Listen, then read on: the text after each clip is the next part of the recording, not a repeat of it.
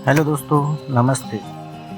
दोस्तों, आज की कहानी है समय का महत्व। दोस्तों, एक बार एक छोटे से गांव में एक साधु संत अपने शिष्यों के साथ ध्यानमग्न बैठे थे। एक दिन उन्होंने अपने एक शिष्य से पूछा, तुम्हें सबसे कीमती चीज क्या लगती है? शिष्य थोड़ी देर तक सोच में पड़ा।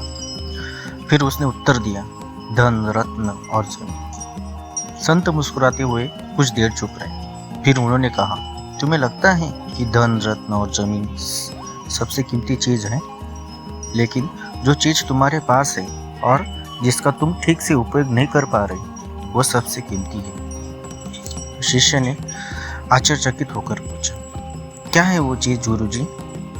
तो संत ने उसकी ओर देखते हुए कहा, समय। शिष्य थोड़ा और हैरान होकर बोला, समय? वो कैसे?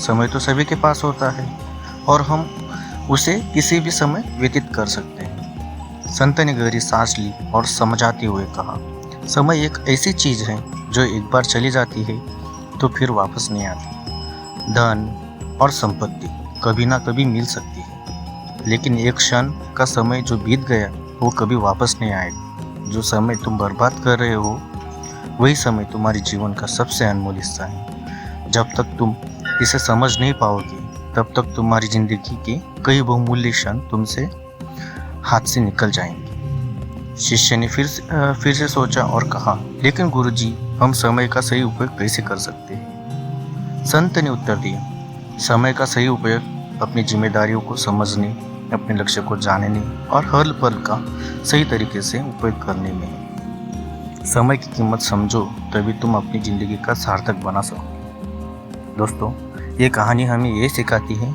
कि समय को कभी न गंवाएं। जीवन के हर पल का सही उपयोग करें, क्योंकि एक बार बीत जाने के बाद वह कभी वापस नहीं आते। धन्यवाद दोस्तों।